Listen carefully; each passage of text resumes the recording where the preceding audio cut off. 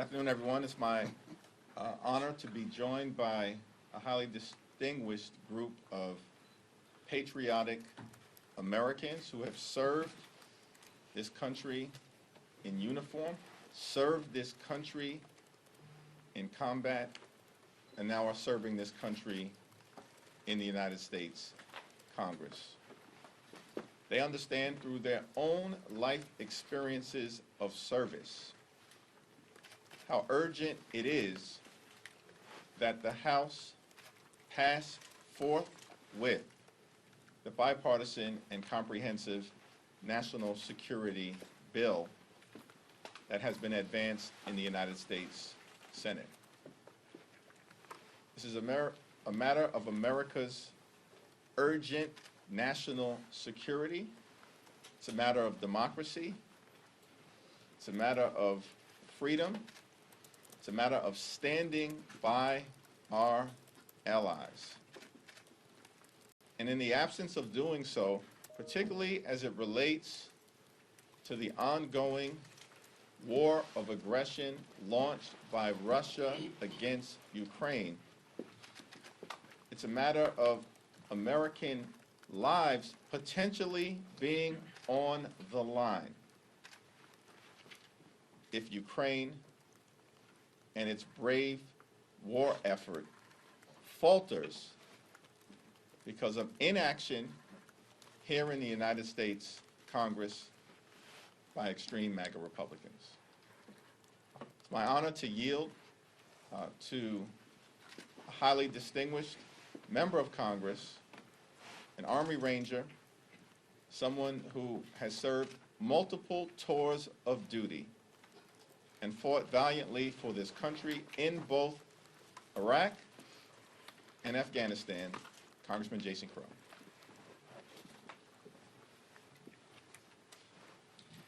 Thank you, Leader Jeffries, and thank you to my colleagues. It's always a great honor to stand here with my fellow veterans in service that have served in the intelligence community and the military.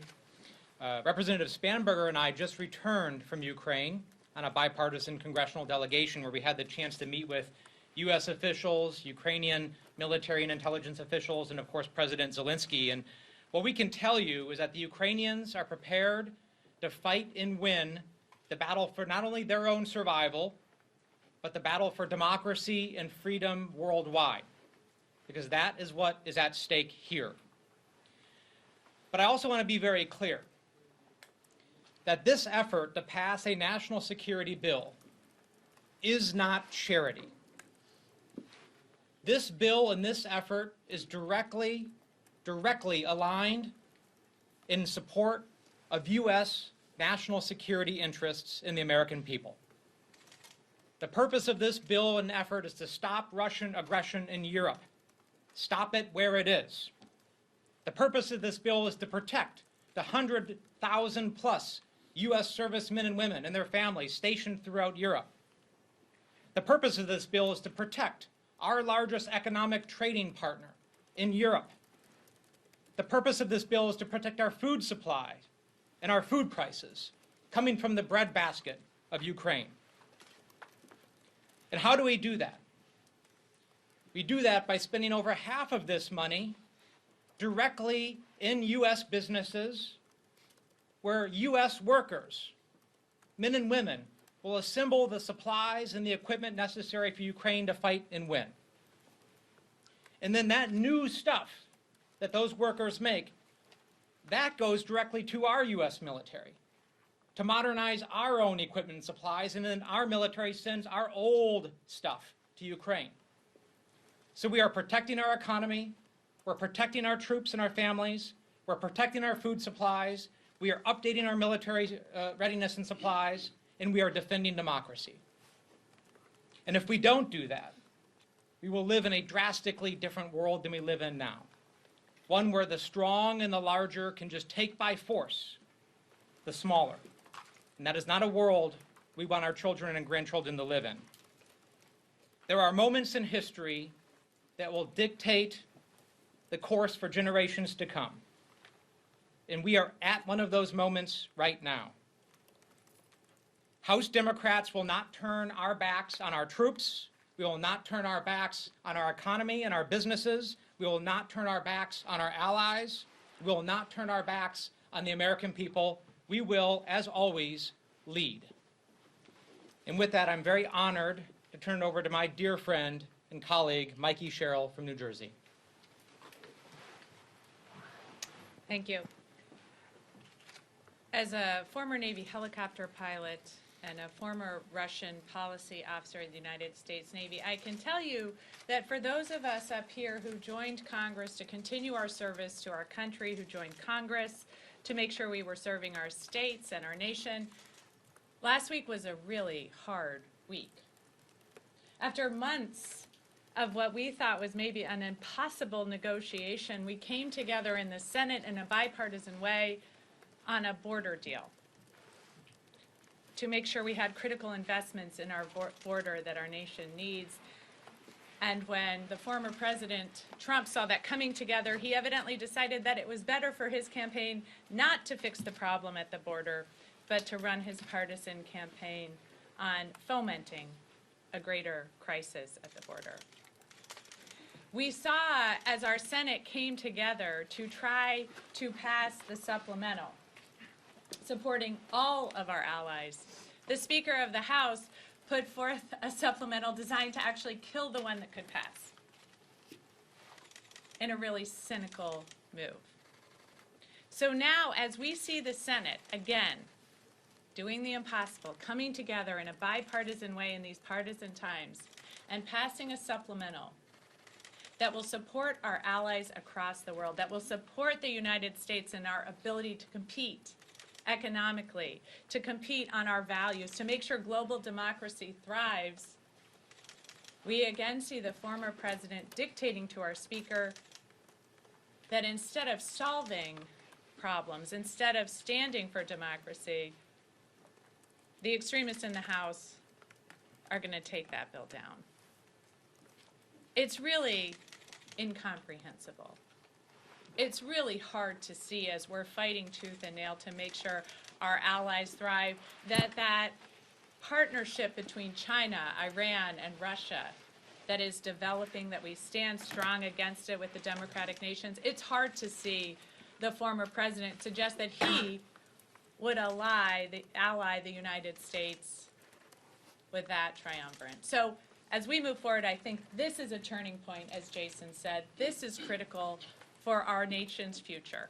We have got to pass this supplemental. We have got to come together and find a pathway to do that. I think the future of our nation, our economy, our values are all at stake. So without further ado, I will now turn it over to Representative Carbajal, someone who is the senior member present, as he liked to tell us. He would be cutting the cake, he said, at the Marine Corps birthday. But I will turn it over to him to talk about how important the supplemental is. Thank you, Representative Sherrill. That reference was because of my age, nothing more. House Republicans know this bill would pass, but they are still taking orders from the pro-Putin wing of their party and Donald Trump, who recently has made his feelings known about supporting our allies very clear. But as a Marine veteran and someone who has mobilized in the 90s, when we were confronting a different dictator invading his neighbor, let me be clear about what happens if the Speaker fails to bring this bill up for a vote. This supplemental won't just save lives today by delivering aid and helping defend civilian lives. This package will save lives in the future, as was said earlier.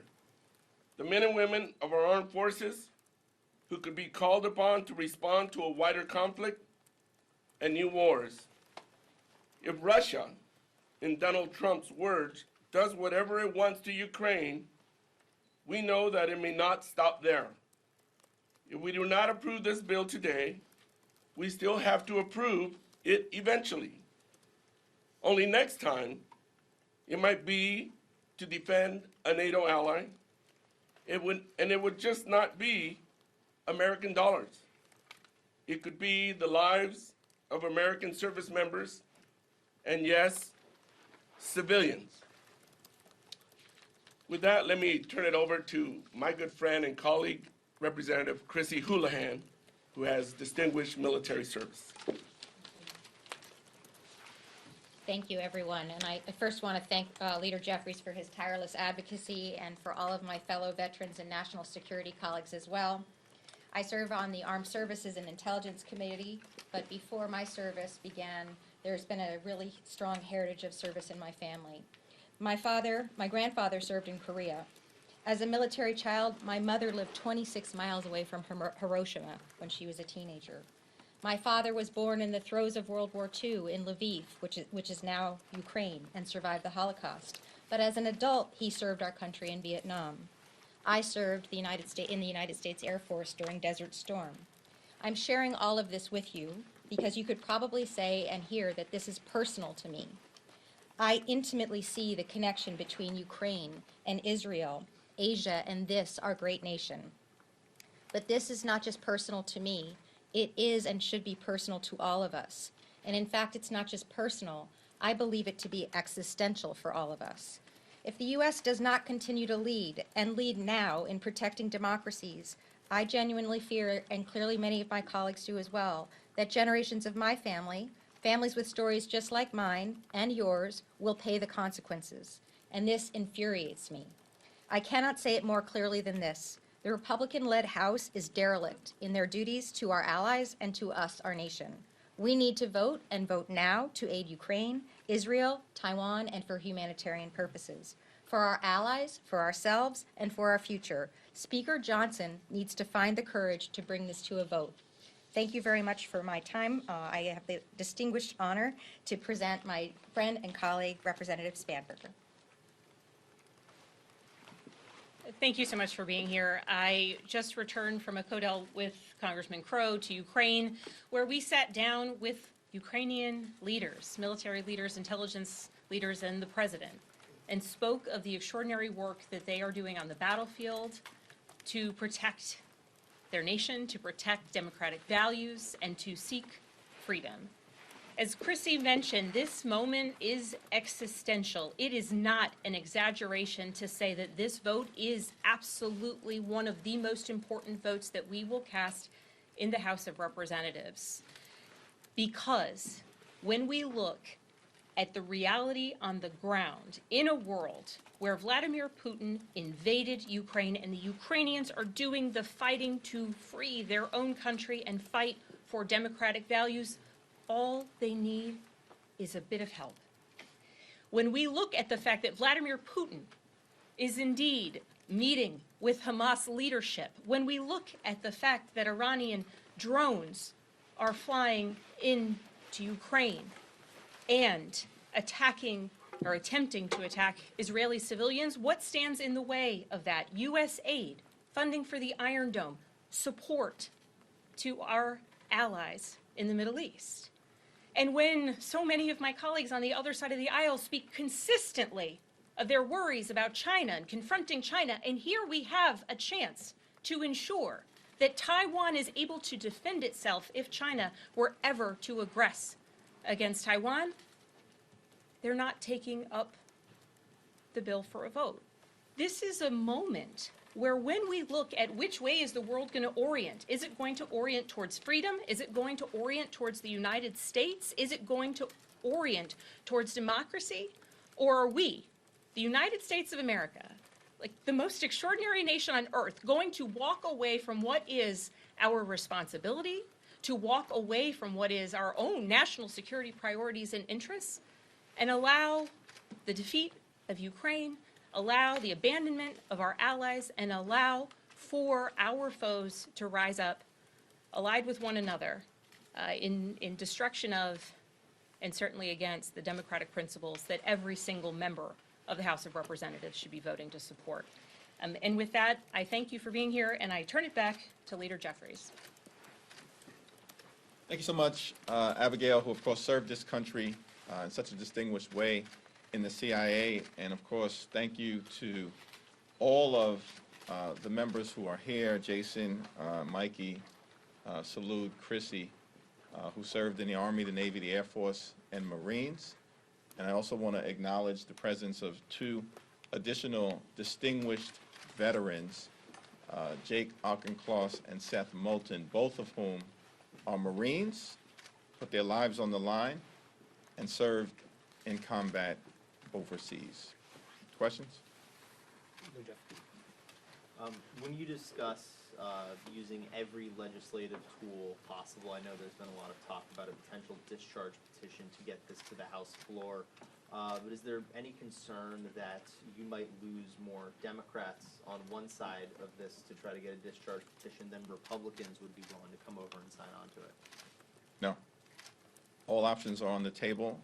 We're going to utilize every available legislative tool. And what is clear is that there are more than 300 bipartisan votes in the House of Representatives to pass the national security bill today. More than 300 bipartisan votes. It's not too much to ask in America's national security that we get an up or down vote and let the House of Representatives actually work its will, as opposed to allowing Donald Trump to work his will and block our national security priorities. Leader Jeffries, just to follow up, so how many Democrats do you think you would lose on this, first of all? And secondly, have you actually begun that process of reaching out to Republicans to sign on to a discharge petition? We're going to have a conversation in our leadership meeting today. We'll also meet as a steering and policy committee and then as a caucus family tomorrow morning to discuss the precise steps that we will take. But it's clear to me that the overwhelming majority of House Democrats are ready, willing, and able to support the national security bill right now. We're not the problem. The problem is on the extreme MAGA Republican side. Let's be clear. They need to end the partisanship, the brinksmanship, and the gamesmanship and work with us in a bipartisan way to get this done. Let me also yield just to Seth and Jake for any comments that they may have. Thanks very much, Leader Jeffries. Look, Republicans, excuse me, Republicans are playing politics with this. That's the bottom line. And what they are doing is politicizing aid to Israel. They're supporting Putin over the freedom fighters in Ukraine. They're doing nothing about the border because it's good for their politics. And they're sending a message to Vladimir Putin and Xi Jinping that they can get away with whatever they want because America won't stand up for our values or our allies. It's Democrats who are trying to bring people together. It's Democrats who are standing up for fundamental American values. It's Democrats who are fighting here in Washington today to keep Americans safe and secure. So they're playing politics. We're trying to bring people together and get this done. That's the bottom line.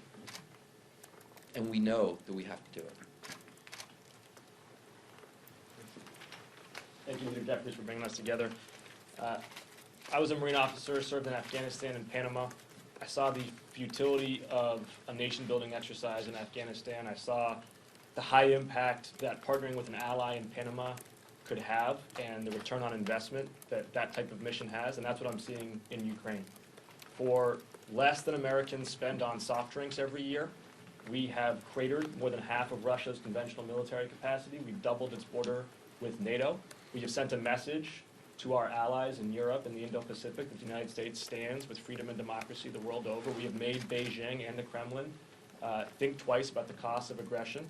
This has been the highest return on national security dollars in my lifetime. And Speaker Johnson's craven submission to Donald Trump is appeasement. It's not just appeasement to Donald Trump, it's appeasement to the axis of evil between the Ayatollah in Iran and the Kremlin and the Chinese Communist Party. This fusion of totalitarianism and terror and tyranny that seeks to upend the Pax Americana from World War II onwards. And as Leader Jeffries said, the American people deserve an up or down vote in the House of Representatives to see where their representative stands on this momentous issue. Thank you. Thank you, Seth. Thank you, Jake. Mr. Leader, and also for members, have you started discussions with Republicans about potential alternate bill? I know some Republicans, including Chairman Rogers just told me, and others who are kind of swing votes have said they might be offering different border and Ukraine bills. Are any of you having conversations with Republicans about what that could look like? There's certainly ongoing conversations that are taking place member to member, but then we yield to Jason and Abigail, who were just in Ukraine, and others if they want to step in. Yeah, I would just reiterate what the speaker said, that there are a lot of Republican votes for this effort. A lot of folks that I'm talking to all the time that just want the opportunity for a vote because they know and they see the things that we've been talking about here. This is good for our economy, it's good for our national security, it's good for our alliances, and it's necessary to push back on totalitarianism and dictatorship around the world. And they don't want to raise children in a world where Russia takes Ukraine and sweeps through Europe either. So we just want the opportunity for the vote. And as some of my colleagues have also pointed out, this is just a good investment for the American people. You know, this bill constitutes, and our aid overall constitutes less than 5% of our defense budget, our annual defense budget. So for 5% of our annual defense budget, we're protecting our economy, we're protecting 100,000 troops, we're protecting our allies, we're ensuring a prosperous and stable Europe, and we're also supporting American workers and businesses while we're doing it. Just to speak to the second part, because I have had conversations with colleagues, the reality is that the United States Senate, a bipartisan group, worked 4 months to come up with a compromise that then, at the behest of the former president, the speaker made clear that he was going to tank and bring down. And so while I appreciate, and I speak only for myself on this, while I appreciate that some of my colleagues now want to have conversations about what has been a broken system for years upon years, it's too late to start fresh. The reality is that our Ukrainian allies on the battlefield need us to pass the supplemental. Again, we need to pass it for our own national security interests. But if we are going to see the defeat of Vladimir Putin by the Ukrainian army, that support cannot wait another 4 or 5 months to then again potentially see, via social media pronouncements, the former president proclaim that he wants the House to take down such an effort. The United States Senate passed this bill with 70 votes. We have to bring this bill up. We have to do it immediately. And as Leader Jeffries said, if we took this vote today, the vast majority of members of Congress would vote for it. Yes, I just wanted to ask, along the same lines of what Ms. Spanberger just said, would you be open to border policy changes at this point, or is that off the table after the collapse of that Senate deal?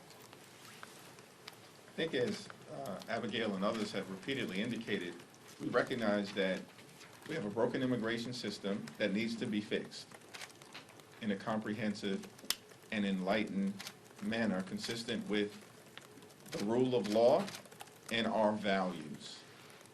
And we have clear challenges at the border that need to be addressed. We support a strong, secure, and humane border. But our Republican colleagues are not serious about doing anything about the challenges at the border because they've been ordered by Donald Trump to walk away from solving the problem in a common sense fashion. That has been made clear. They're not even hiding it. We have a national security bill in front of us that passed the Senate in decisive and bipartisan fashion, and all we need is an up or down vote so we can lift up America's national security priorities. Period, full stop. Second row. Thanks, Leader Jeffries. Today, President Biden, as you know, came out and gave an impassioned speech and a plea to Speaker Johnson to put this bill up for a vote. He also criticized former President Trump. whether those criticisms, they may very well be warranted, but if you are working to try to get Republicans to be on board with you for a discharge petition or for, you know, some other mechanism, do you think that may hurt your effort, you know, the speeches like that where there is criticism of the other side as you're trying to, you know, figure out how to pass this? Well, the former president has injected himself into the conversation. He blew up the bipartisan national security bill that included changes in border policy that the Republicans had previously asked for months and themselves negotiated. Former president did inject himself into the conversation. So I haven't had an opportunity to review President Biden's comments, but I certainly stand behind the urgency that President Biden has articulated with respect to taking up this legislation. So, just with respect to what Johnson said kind of a few times now, that there has to be some sort of end game in mind for the conflict in Ukraine. I just want to ask you personally, what is your definition of an end? I mean, is this when they take back the Donbass? Is that when maybe they go past that to Crimea? And then secondly, maybe someone who went on the Codel, did Tucker's interview with Putin come up? And if so, what kind of reactions were there from some of the leadership there in Ukraine? I think the members have made clear, but I'm going to yield to them, that significant progress has already been made by the Ukrainians fighting bravely to defend their homeland along with democracy, freedom, and American values that are on the line in connection with our traditional alliance with NATO. But let me yield to Mikey, you want to talk? Abigail? Well, just on On the trip? in, I defer to the CIA always here. just to quantify, right, the Ukrainians have fought and won back more than 50% of the territory that the Russians have taken since the 2022 invasion. Because of the Ukrainians fighting against the Russians, more than 20 million metric tons of grain were able to get out of Ukraine and into the world food market, right? The absence of that would have been catastrophic. So when we're talking about what success looks like, the Ukrainians have been sustaining success, but they need the resources and the ability to continue further. As for the Tucker Carlson interview, and I'll fact check myself on this with Representative Crow. We of course spoke about it on the Codel quite a bit, but it actually did not come up with any of my conversations with Ukrainian interlocutors.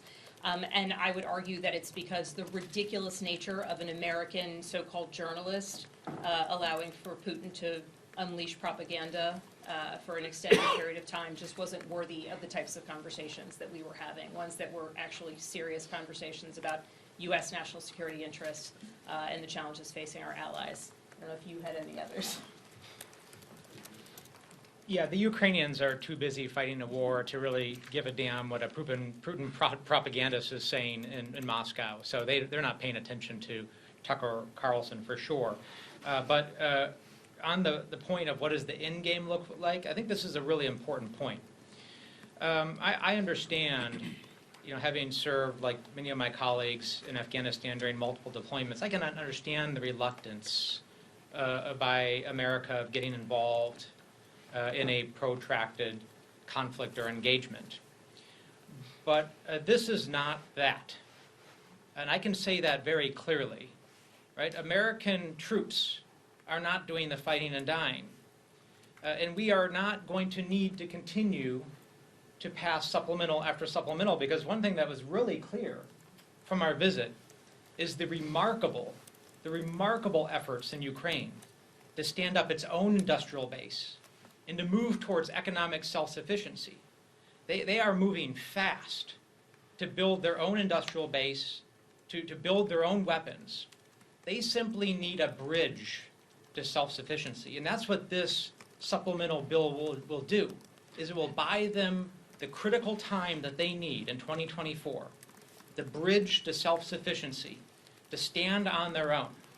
And if we're able to help them do that, they will stand on their own, they will be strong, they will be independent, they will be fierce, and they will be friends of the United States. And that is something that we all should want.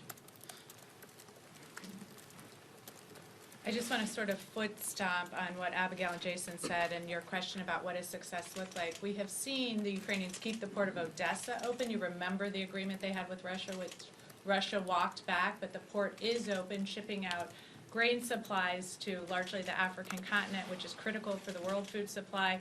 We have seen Ukraine hold Kyiv, which Russia thought it was going to roll over in a matter of days. They have kept Kyiv free to date. And we've seen them keep the eastern manufacturing sector, which, as Jason was pointing out, will allow them to be independent. It produced about 90% of Soviet-era munitions, so that's a really critical piece of the country. Success largely looks like where the Ukrainians are today. As you probably heard, we thought that Russia was the second best military in the world, only to find they were the second best military in Ukraine.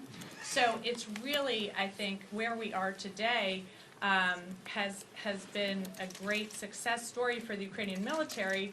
But when I hear from people, well, why doesn't Russia then kind of why don't we come to the table with Russia? There is no reason right now for Putin, as we are standing here, not having passed a supplemental, there is no reason for Putin to think, why end it now, right? Why not wait it out, see if his friend, the former President Trump, gets into office so they can form their alliance against NATO, I guess. I mean, this is the time that we pass the supplemental. This is the time that we support Ukrainian success.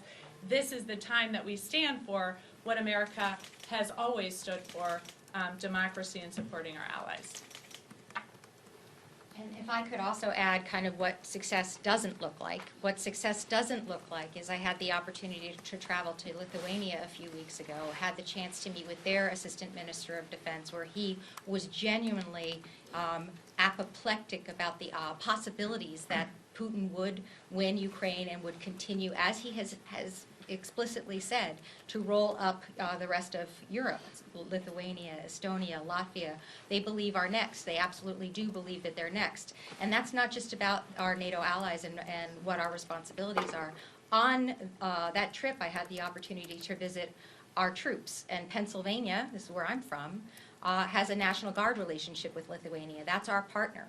And so our servicemen and women are stationed in Lithuania within miles of Belarus, miles of Belarus. And so if you think that what success looks like, what we want to also think of is what success doesn't look like. And what that does look like is our men and women in uniform being in harm's way and being on the front line. Last question. You've talked a lot about sort of the urgency of the need for more aid for Ukraine. What does the timeline look like for Israel, particularly in terms of air defense and things like that? How urgent is the need there? Well, I think our view from the very beginning has been, and I'm going to yield to a few of our colleagues to just close this out, but that this is a dangerous world and everything is interconnected, and that it's important for us to stand with our democratic allies in Israel as it fights an existential war against Hamas, a brutal terrorist organization. And at the end of the day, the only way for there to be a just and lasting peace for both Israel and the Palestinian people is for Hamas to be decisively defeated.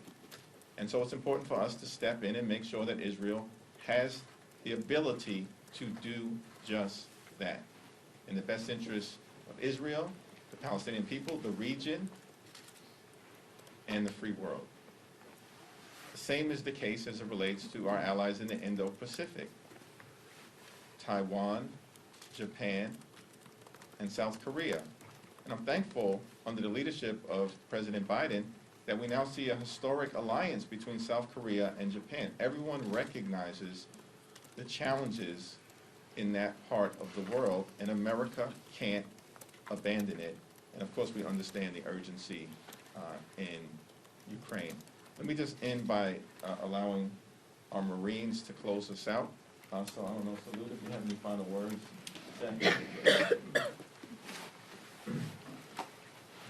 Let me just say that it is not incompatible to support Israel, to make sure that they have the resources to go after a terrorist organization in Hamas. That is not incompatible with also urging them to abide by international law to ensure that the loss of innocent civilians does not continue to occur. Those are two important goals to keep in mind. And this national security supplemental provides us the resources to achieve both. Thank you.